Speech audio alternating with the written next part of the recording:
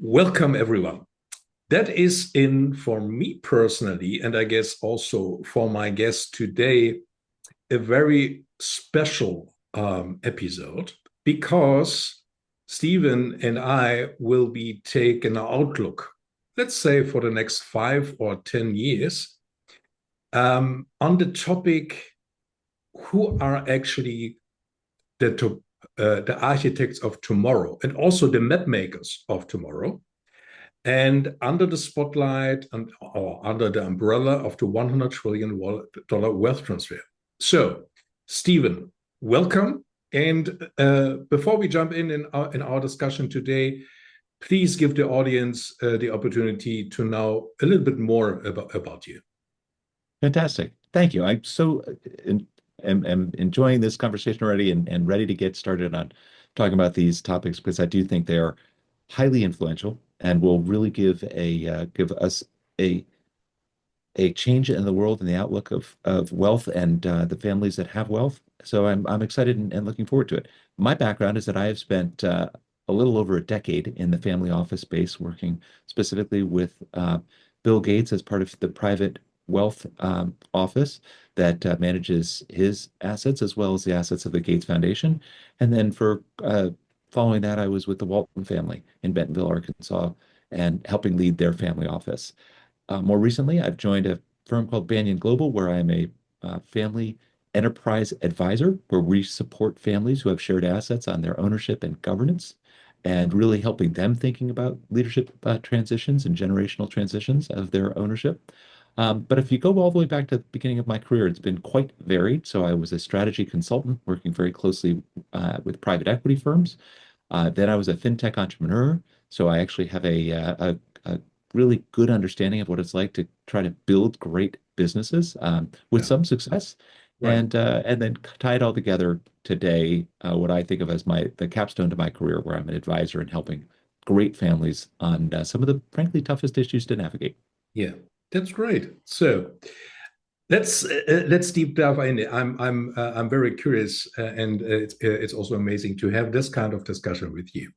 And I will start our conversation today with a little story. And the story is this: I had a very interesting discussion last year with a wealthy family in US family with operations in the US and also here in Europe. And I have a very good connection and relationship to the second generation in this family. And the son came up with at this time, with a very provocative thought. And he said to me, Jan, can you imagine that we are standing in front of a new phase of new families, of a newer generation? And I said, maybe, I don't know. And he said to me, there is just a shift ongoing, what very few people can imagine, and also very few people have a take a look on. And that is just the replacement of the elite traditional families. And I said, that is quite interesting. Please give me just your perspective. And he said to me, it is on two directions. Just these movement or this shift is mainly mirrored that these old traditional elite families around the globe are very disconnected to the societies. But on the other hand, it is also undoubtedly that many of these families will be disappear over the next 5 or 10 or 30 years because they are moving very fast in the three-generational conflict. And they will lose the whole family. It doesn't really matter, he said to me, whether do you have a billion or 100 million or 500 million, doesn't really matter.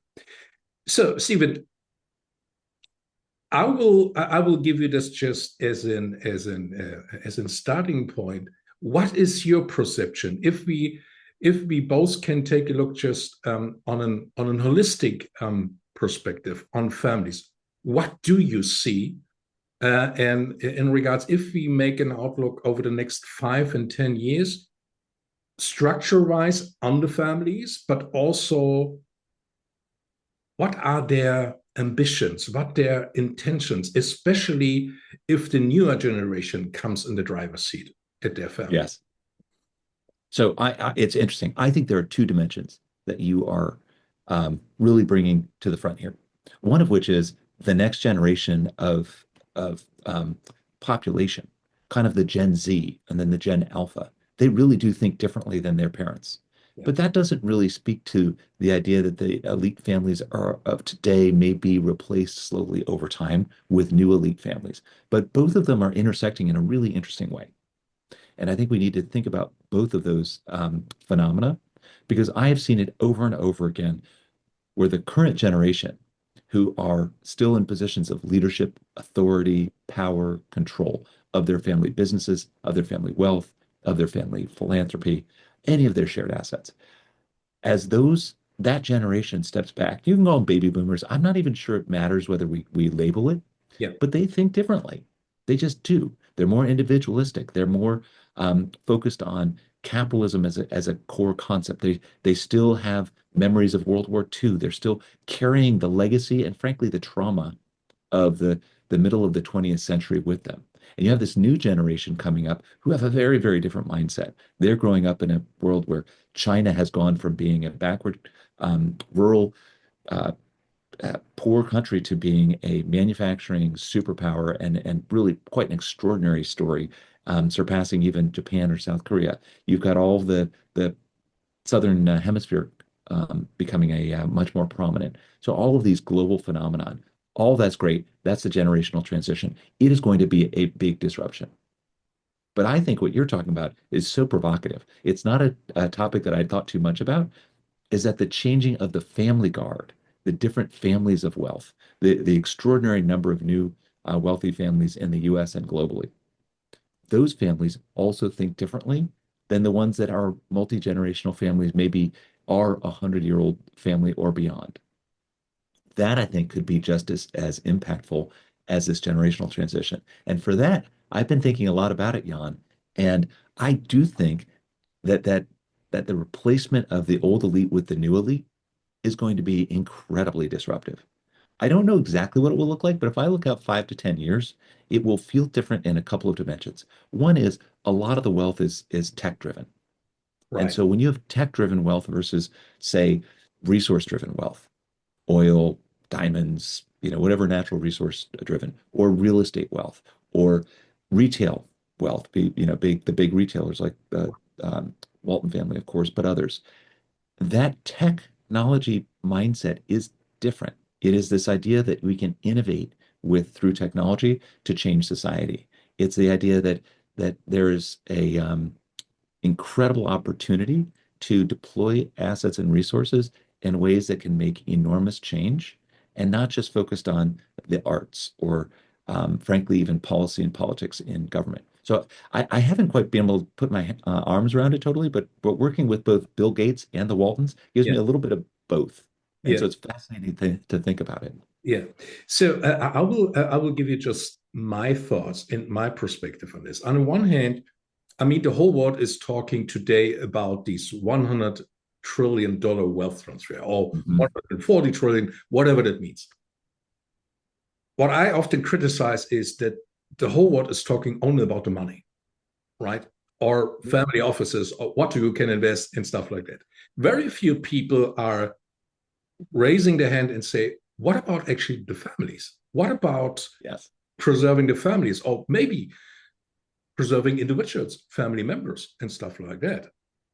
I'm quite convinced that through these handover, I would call it handover, Mhm. there is power with will be also transferred, and there are three dimensions of, I would call it new power. What is especially in these newer generations, these Gen Zs and stuff like that, very, very important. They have a very strongly instrument in their hand. And this is just this technology power, what you mentioned also a little bit. But there's also influence power. And what I mean Yes. is these guys can sitting on the kitchen table and can influence board meetings through their iPhone or through their devices, right? But what I found very interesting is I call it the as exactly now power. What I mean by this is Mm. just through many discussions, I found out that especially these newer generation, very few have a why. It is just more the what is clear. The what we do this with a greater intention. There is just we want to have impact and stuff like that, and they are raising the question: okay, what is actually the bridge through the how we can implement new structures in our families, but also they I mean all knowledge is available about the three generation conflict and maybe about failures what their parents have faced on, and many of them are saying, okay, how we can avoid this just even better. Yes. My question to you is, I mean, if you have if you was engaged with these strongly powerful families, have do you seen, especially in the raising generation, that they have similar thoughts, aspirations, stuff like that? Well, let me just say, when you talk about the what and the how, it starts with why. Right. It starts with purpose. What is the purpose of this wealth? And we talk a lot about the fact that the wealth should be in service of the family, not the family in service of the wealth. I That's think there are too many families where the wealth becomes so overwhelming that it becomes a focus for them on a day-to-day basis, and frankly, it it prevents them from being able to do the kinds of things you're talking about. The power and influence, the ability to help think. I always talk about it as over the horizon, G4 and beyond. yeah, If you're the G1 wealth creator, you're going to know your children very well. They'll have sat at the dining room table with you. You'll have had discussions, maybe about the family business, maybe about your ideas, your values, your outlook on life. yeah, Your grandchildren will get a little bit of that, not as much, but they'll get influenced by the the the G2s. So the G3s will get some benefit from that. But G4 and beyond, the G1s, all they have is their legacy, is their wealth, yeah, whatever values are transmitted through their children and grandchildren, but they won't necessarily have that direct connection back. And so I always talk about, you've got to start with the why. What do we hope to achieve with this wealth? That is the thing that I do think this next generation of wealth, this next elite is doing a much better job of. yeah, Frankly, a yeah, much better job. They're really able to articulate what is the power of this wealth. And it might be a Mackenzie Bezos, Mackenzie Scott, who is saying, I'm going to use this wealth today to make absolutely extraordinary charitable gifts to organizations I know can scale and use this money today. Because I know $1 of philanthropy today is worth more than $1 a year from now. Great. You've got Bill Gates, who just decided, I'm going to spend it over the next 20 years through my philanthropy. Very clear sense of what he wants to accomplish with that. Then you have other families who are not as philanthropic, but are thinking about the ways that they influence through their shared asset. And if you're the Walton family, you have Walmart. You have over 2 million employees. You're the largest real estate landowner in the world, and even bigger than the Catholic Church. You have influence through that um, shared asset. That's extraordinary. Frankly, it's more than what they could do with their direct wealth. So thinking about the why and how you utilize the wealth to achieve that why, I think is so powerful. And I think this generation of wealth of elite, this next generation of elite, are doing that in a really, really impressive way, but not everybody. And one of the things that you triggered in my head is a concept we talk about a lot, which is fake harmony. mm, And so many new wealth creators believe that they have really created this close-knit family. They all think in the same way, believe the same things, and it's all great. What they don't understand is that the day after the wealth creator dies, the G1 dies, the family falls apart. yeah, And that happens for a few reasons. One is the if the G1 makes decisions essentially where they are looking for consensus, but they sit at the dining room table and say, "Does everyone agree with me?" Of course they do, because you control the power and the wealth. yeah, If you actually give that next generation the opportunity to make decisions without you in the room, yeah, And more importantly, without you in the room, that's key. And don't countermand the decision. If they make a dumb decision and they make a mistake and they fall on their face, it is the best way for them to learn. And so many G1 don't want to allow their children to fall flat on their face and fail. And by the way, you don't have to be ultra high net worth to have that failing. We're all doing that to our children. Yeah. But in particular, when you have this wealth, you really want to give this next generation a chance to step up into leadership, make decisions, make great decisions, make bad decisions. Making good decisions as a family is so critically important. And that you can also take quick decisions. Well, appropriately quick decisions, Yeah, yeah, yeah. right? And that brings me just to this point. I mean, if we can just make an outlook over the next decade or so, without any doubt, we will see an increasing amount of more families with significant wealth. And what I mean Yes. with significant, more than 100 million US or euros, you name it, right? And the question is more for what we are actually standing for as a family. These That is just my prediction. On the one hand, the family of today and also for tomorrow have very little to do with the family from the past. Structure wise, gender wise, mindset wise, whatever, right? It is a completely new structure. Also, what I often heard is that we should find a new definition what family actually is, Yes. right? Love that.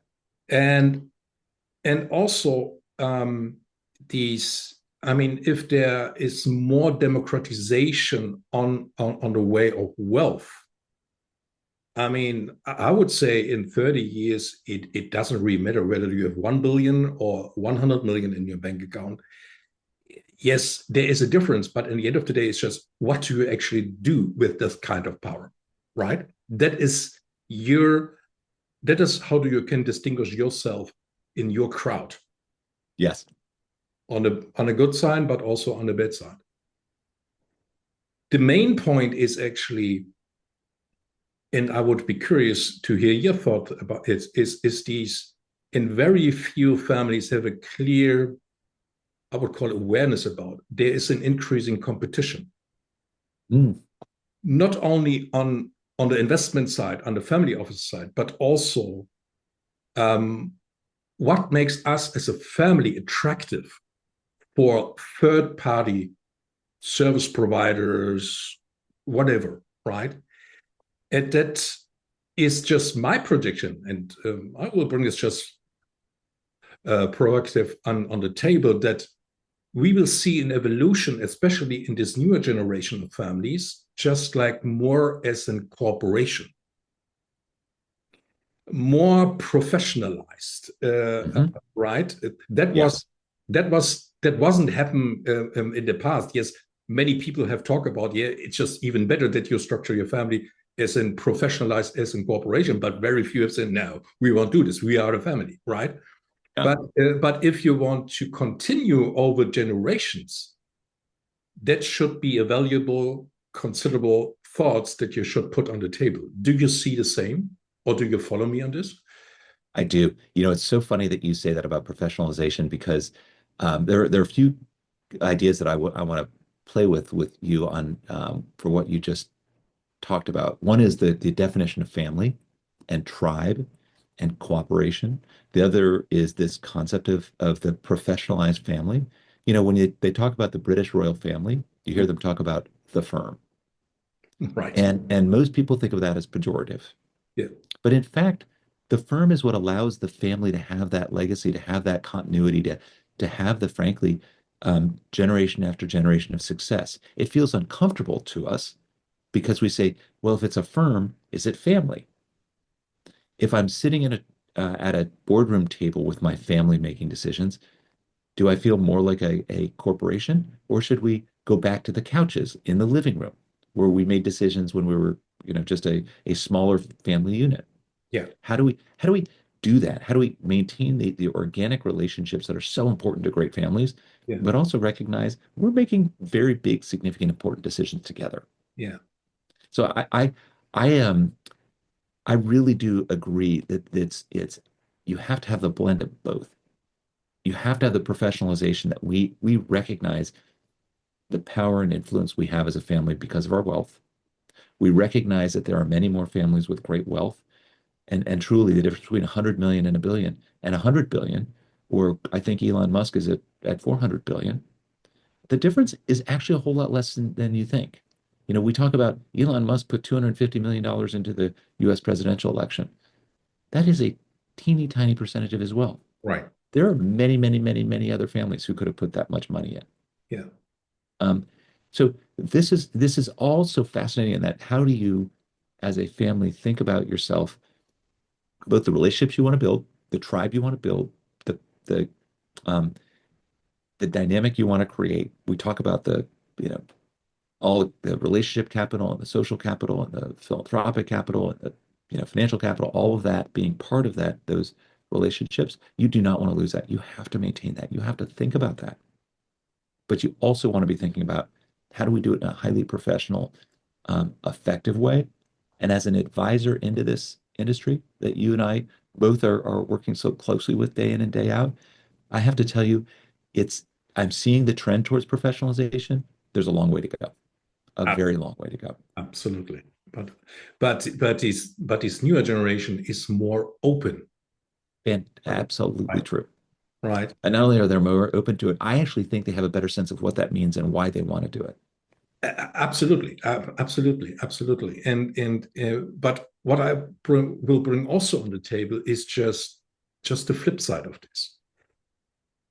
If I project, yes, there will be, let's say, there will be a force of positive, driven families, but there could be also a flip side. If I mean, if you and I, we know exactly, it is just easier to become a billionaire family that for us as it was just 10 or 20 years ago, right?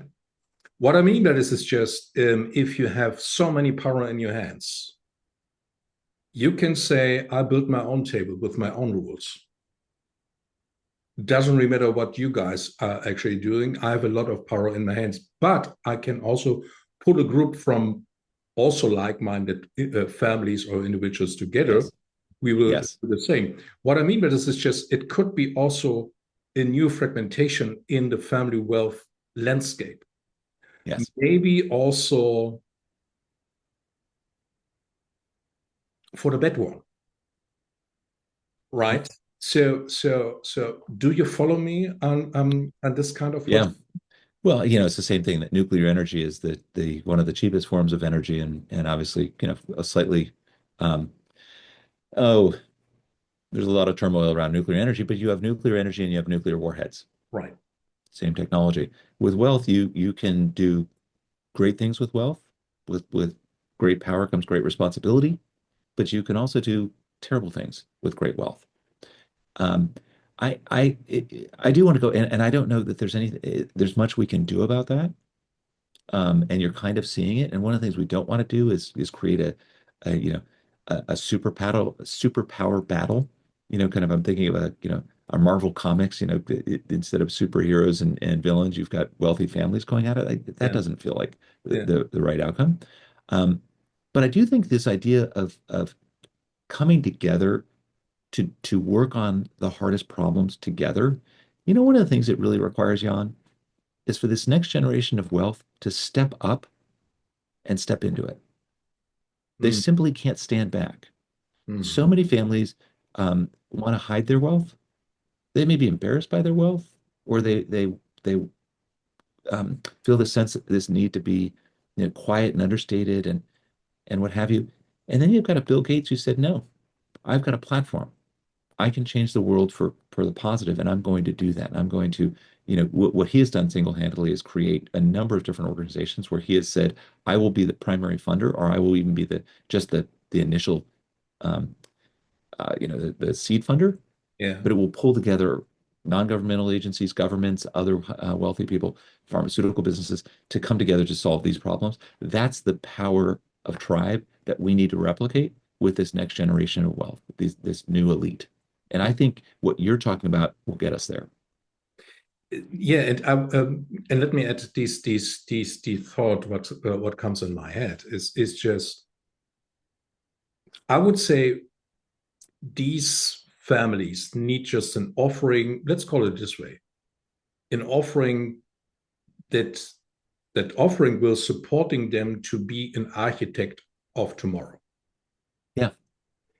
And that kind of offering have nothing to do with the financial power, because the financial power is there and it's just rocket fuel, right?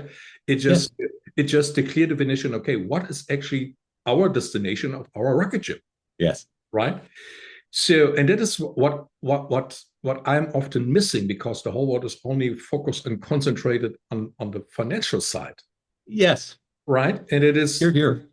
And it is, I would say, it is stupid. It is nonsense. It is not supporting these kind of families, because in the end of the day, it is also these broader scope is just that each society around the globe have a clear request for these strong families. We don't have any benefit if these families will be disappear after 10 years or so, right? Yes, there will be new families coming in, but it is just even better to build a strong foundation with like-minded families. They have a clear awareness or a clear self-understanding. Yes, we are the architects of tomorrow. Yes. And also that they are picking up their, I would call it their grow region, or just a bracket what they can dominate in education or in healthcare, or mainly saving democracy, whatever that means. I mean, Yeah. each country around the globe have this problem at this time, right? Yes.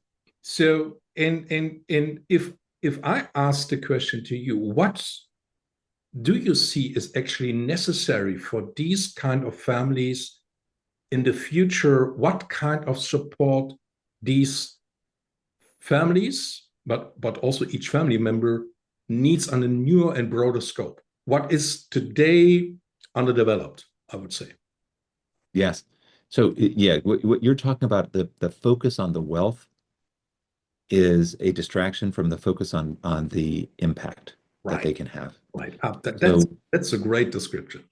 I like and it. and I, you know, and Jan, I think about this quite a bit. When you ask a trust and estate lawyer, people who, by the way, I have tremendous respect for, their expertise, their their thoughtfulness. Some of the kindest people I've met are great trust and estate lawyers, very different from, say, a corporate prosecutor. Um, but it's when you ask them to help a family think about their purpose, it's like asking an aircraft mechanic to fly the plane. It's just not their skill set. Really important. You Yeah. have to have a mechanic. You do not want to fly a plane without it, but you don't want them in the pilot seat. And too often families are using their trust and estate lawyer, their tax accountant, their wealth advisor to help them set their family purpose. You just can't do that. Again, the wealth needs to be in service of the family and the purpose. And I get a little bit uh, I think a lot about the fact that being good stewards of wealth, that just sounds like a really um, it's just not something that would give me a lot of excitement and interest, being a steward of wealth. Ask me if I want to be a steward of my purpose. Absolutely. That sounds fantastic. Tell me you can take this, you can work with this family, you could take this family to do things that other families, because they don't have the resources, can't accomplish. But even better, if you do it with a set of other families, you come together and you can accomplish these things. That gives me a true sense of purpose. That gives me a true sense of why do I wake up in the morning? What do I want to go do? Right. But being able to look at your wealth and say, I've got 1 billion, how do I turn it into 3 billion? There are some people for whom that's highly motivating. That to most people isn't sufficiently motivating. How can I change the world? That's going to get me up out of bed every morning. Right. So the question you're asking is, how do you do that? How do you help families to accomplish that? And the answer is you actually help them articulate what their purpose is, and then you support them in saying, what resources do you need to achieve that purpose? And I don't mean financial resources. I mean expertise, organizations, the I don't know, even a work plan, milestones, outcomes, define the path that we need to go down. That becomes far more interesting. And I think if advisors start thinking about that, what role do I play in helping a family achieve extraordinary outcomes? Doesn't that put a smile on your face? Isn't that more interesting than how do I make a rich family richer? Absolutely, absolutely. And if you want, I can share the just one experience, and I've done this also with my family. Is just um, I had two options on the table. This is just straightforward thinking and planning, or to say, wait a minute, I pick you up on a journey and I bring you in a position and in the experience 100 years from now. You are still there. Yeah. You are still there. And now, please describe for me, what does this picture look like? Yes. Right? And I've experienced this also with the family. There is so many dynamic comes in the room, and also creativity, right? Because you can feel it. Maybe you can touch it. And then the most interesting thing is to say, okay, if the picture is clear painted, let's now look backward. What should be done, right? And there's a greater engagement of what I've experienced, and that is just maybe for our listeners just an inspiration. Please try it. It is so powerful, and it is also help. It helps in many cases also to make your impact goal just even 10 times bigger, 100 times bigger, Yes. whatever, right? Yes. And Yes. it is so full of energy, and it drives you exactly what you described. Okay, you can stand up in the morning and say, yeah, that what we are doing, not only as I'm a single family member, but also just we as an entire family, right? Yes. Yes. And, So and you have to think about both. And you absolutely. have to think about you as an individual family. How do you fit into it? Yeah. And honestly, what happens sometimes is that as an individual family member may not feel they fit into the larger family's purpose. What do you do then? How do you think about that, Jan? Yeah, that's true. So you have bring up in very interesting sentence. It reflects very well to me. It's just the tribal family, right? Yes. I mean, this term is not new, and but from my perspective, to become a tribal family is just that you have the free will and an instrument in your hand that you are have have control over this proverb, over the three generation conflict in your hand. What I often recognize, very few families have these awareness. There is something. Many things, yeah, that is automatic, right? And maybe we will see, and we can escape from this. But that is not the topic. What I wanted. It's just there are dynasties and there are tribes, right? Yes. My projection is, yes, maybe we will see more tribal families, but also there will be new dynasties, stronger dynasties. Um, I mean, yeah, that could be also traditional families. They have continued over 9, 10, 12 generations, and they repositioning themselves as a more stronger power force to make change happen, more impactful and stuff like that. What I mean by this is just also, do you see also these evolution or these development of new dynasties just from these? I mean, it's easier, I would say, today to decide as an, let's say, second or third generation family, let's build up a dynasty, right? because all the knowledge is there. Maybe you can go on Google or you can read a book and stuff like that. And could be there in increasing competition between dynasties and tribal, or they're more hybrid between tribal and dynasties? Is it not more so clear what we have seen in the past? What is your opinion on this? I have a slightly different opinion. Okay. I think it's going to be harder to build dynasties Mhm. because we have shifted from a society that was, and I'm thinking globally. This is not a US centric vision, but as humans, we have shifted away from a more authoritarian, patriarchal society or platform system into one that is more individualistic and agentic, Mhm. where the agency of the individual is primary or has primacy over the collective. Yeah. And when you're in that situation, having a dynasty is much more difficult because a dynasty depends on a the group of individuals marching in sync to the current patriarch or matriarch, but the current power structure. And I think that's harder and harder to maintain.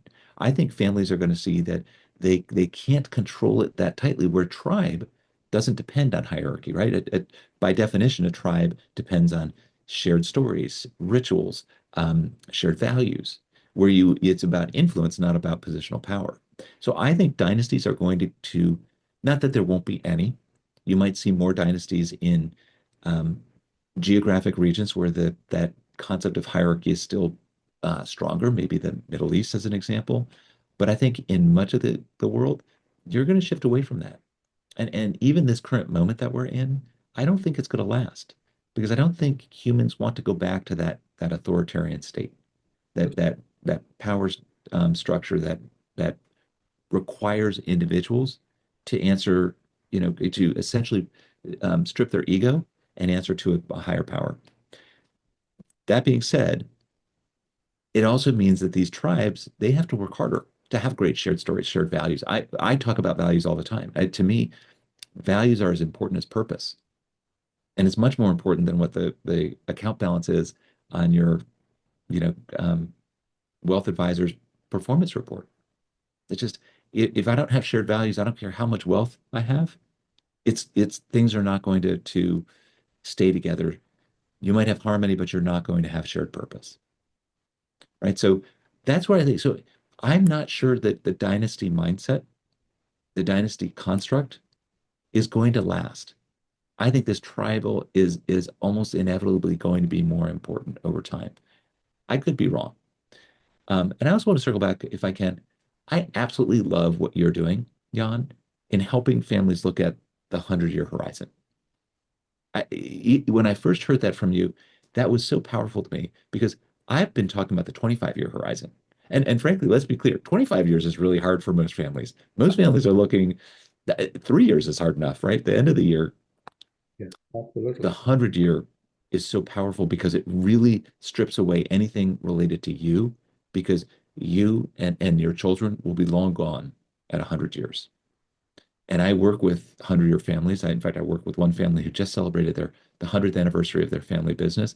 And it's extraordinary what they've accomplished. And the stories are incredible. But as I just shared in an email with them yesterday, as great as that legacy is and your heritage as a family, what's even more exciting is looking ahead at what you are doing in the future, your plans for the future. And that's a bigger deal.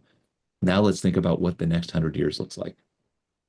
Yeah, I mean, it's often the case that we are taught, I mean, that our present is driven by our past, and automatically the future is driven also by the past. Yes, But in the end of the day, I mean, you change nothing because you are driven, uh, you duplicate the past, but yes. you make just in different perspective and say, okay, let's let's drive the past from the future. That is a completely different perspective, and you have a completely different experience and also views, and also you will clearly, okay, what distracts me from this? Is this what I'm Mhm. doing? Really? Is this the right thing, or is it just obsolete?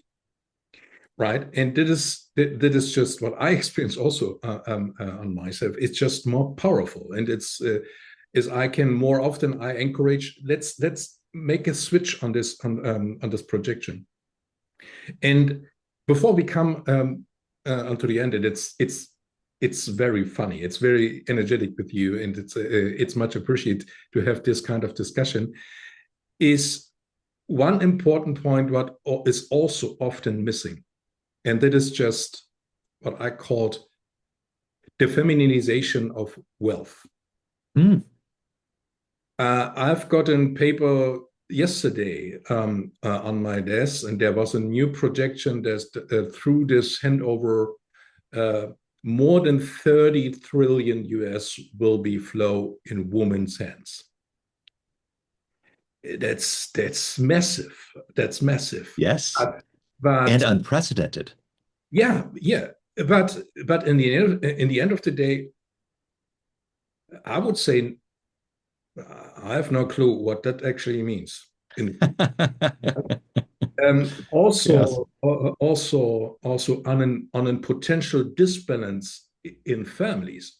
I mean, if the woman is just even wealthier as the man, right? But also, women are thinking quite differently as we as men.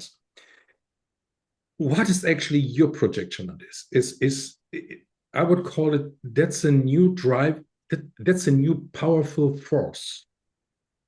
What many completely underestimate. Yes. I think you're pointing it out is brilliant. What we have to remember is it was not that long ago, the 1950s, the 1960s in America. I'm not as familiar with the rest of the world, but my mother could not get her own credit card. My mother couldn't open an investment account. My mother, in many cases, couldn't own certain types of property. Yeah, And you fast forward to where $30 trillion is going to be handed over to women and will be under their control. Let's separate the fact whether that's a good or a bad thing. I personally think that's awesome. Why? absolutely. Because I just think it's better to have more people involved and engaged with that wealth. One of the things that I find most challenging about the current wealth is there's too many people who are taking their wealth, creating a pile of gold with a dragon sitting on top of it. That's that. You've got to put this money to work. Right, Investments, philanthropy, impact, whatever it is, put it to work. Have it achieve things for you and your family. When it's just sitting there with a dragon sitting on top, it's not doing anything. You right, have Uncle Scrooge, Scrooge McDuck, swimming through the gold coins. That's not. I always kind of like that cartoon, but it's also very silly. So, what does it mean when women own this wealth? I think it's going to be transformative. Is it going to be all good? Absolutely not. Will there be women who misuse it, who use it for um, aims that are maybe inconsistent with my own? Sure, of course it will, but it will be different. As advisors, if we are not aware of that women are going to be controlling this wealth, if we are not understanding that they will think about it differently, I always say women think about their children differently than men do. absolutely. And I think if that wealth is getting handed down to their children, they will think about that differently. What I love, and I'm going to explore this, Jan. I'm going to have fun thinking about this because if you have the conversation with a man who has that kind of wealth about what does it look like in 100 years, my guess is it's very different than it's the same conversation with a woman in Yeah, the same family. yeah. And when you again get those two together, what happens? Do we get something better, or do we get conflict and ultimately remorse? I would hope that what this does is it broadens the horizons of what people can think about in terms of what the power of this wealth is. Um, and I hope that it creates new, better horizons. Frankly, I'm hopeful. Just even thinking about it, my gut instinct is this is going to be a really good thing.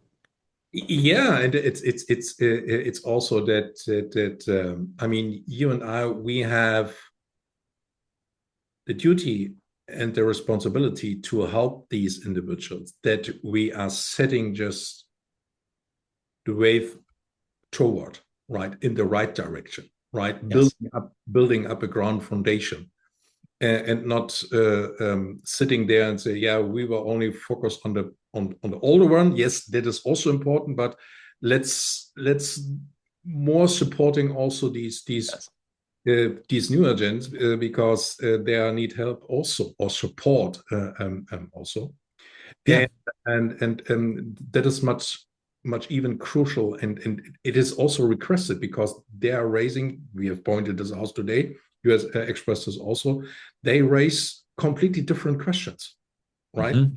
Yes. Powerful question. It's just even better. So Well, let me just on one point there, Jan, it is our job is to help families make better decisions to achieve extraordinary outcomes.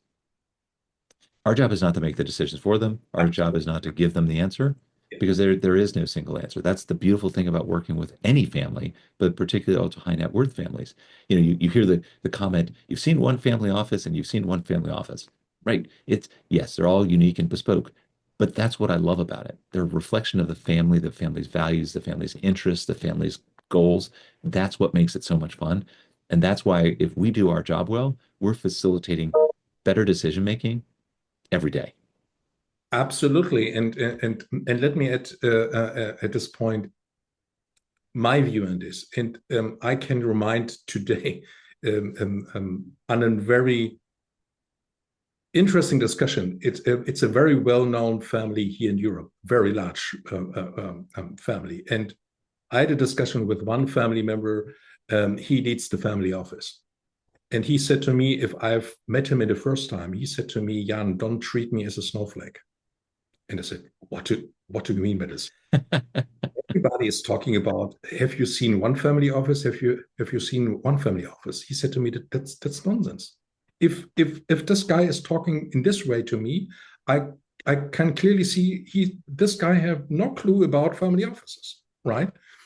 But also he said to me, and then I come up with the next sentence. He said to me, "That is also the whole advisor world is talking. Yeah, each family is unique."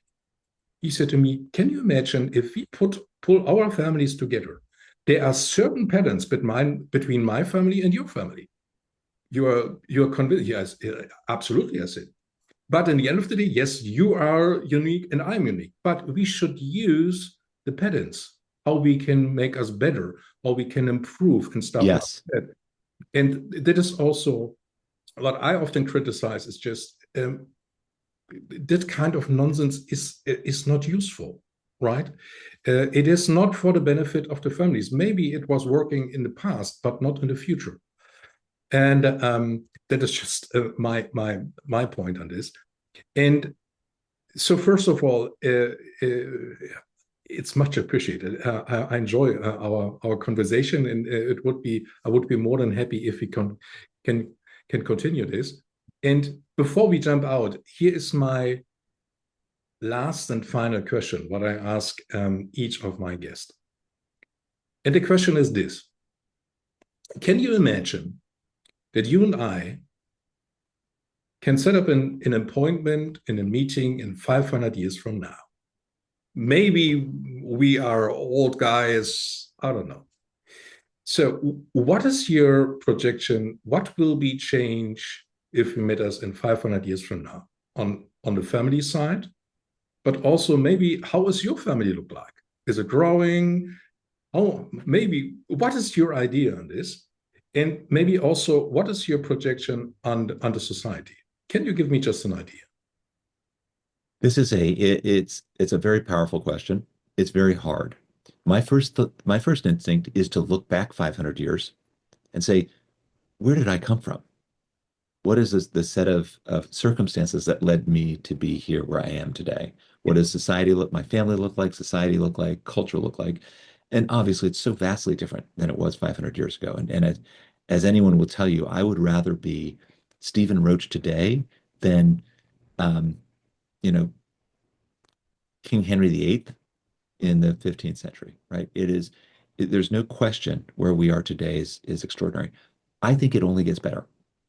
Um, it's one of the things you have to think about is what is the lifespan of a human in 500 years? I think that's a very powerful change that is potentially coming because I don't think we're going to get there. Unfortunately, I don't think we're going to get there in our lifespan, Jan, but I do think we're going to get there eventually where we understand how do we live much longer lives, Yeah. much longer, healthy lives. My family, I, my wife and I have a very, very strong set of values that we inherited from our families. Our families are very strong, successful, but not successful dynastic wealth, successful, not multi-generational wealth, successful, but very successful. I would hope and expect that my family continues to be that way, not because of success per se, but because they've got the right values, they've got the right motivation. They wake up every morning with a sense of purpose. I mean, if I had one hope for my family in 500 years, is that they have a sense of well-being. Hmm. They have a sense of strong values, that they wake up every morning with a sense of purpose, and that they're thriving. And I use that word a lot. I think thriving families are the goal. And a thriving family can mean different things to different people. But at the end of the day, your friend who you were talking to, the potential client about, the snowflakes, I do think every family is different. I just think that that's actually just a truism, and that's okay. But I think every family wants to thrive. That is the same.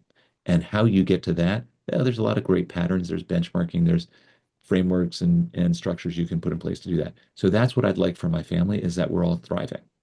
In terms of the society around us, I have some optimism. I'm a preternaturally optimistic human being. I Great. woke up or I was born optimistic. I don't know why. I Yeah. feel very fortunate. I'm not a skeptic and a cynic and negative. I Yeah. think it's great. I I do have a little bit of concern about society because I think fundamentally we have to fix certain things in our society. We have to figure out a way to minimize the damage that sociopaths Hmm. do to our society. I've Hmm. talked about this half in jest, but I think it was great that we came up with a vaccine for COVID as quickly as we did. I would love us to come up with a vaccine for sociopaths because I do think most humans are good and hopeful and want only the best for themselves and their community. And I think there's just a very few people who kind of ruin it for everybody else. And I say that sociopaths are either CEOs or presidents or they're in jail, Hmm. one or the other. That's great. And what we need to do is really create an environment where we have where we let the best in human nature Yeah. be the thing that drives society. So that's how I think about that question. Guys, you know what? I have always wanted to time travel and see what life is like in 500 years. And one of the most fun thought thought experiments that I do is thinking about if you brought William Shakespeare today, if you brought Ben Franklin today, if you brought, you know, I don't know, Genghis Khan today, it would be so much fun to put him on a 787 and fly across the world and say, check this out. Hmm. That's I a wonder great, what the great. same thing is Yeah. for us 500 years from now. So, Stephen, many, many thanks. It was very, very valuable. And yeah, I mean, your answer to the final question is amazing. So I'm looking forward to meet you in 500 years from now. I And look forward to meeting you in Europe. yeah, we will see. We will see what happens. So yeah, it was my pleasure. Many, many thanks for your time because your time is your greatest treasure. And yeah, I would be more than happy if we can continue this kind of discussion because it is requested. We spread out our words that should be more families can aware of, but also can hear the word, and that is requested. Many, many thanks, Stephen. Thank you, Jan. I really enjoyed it.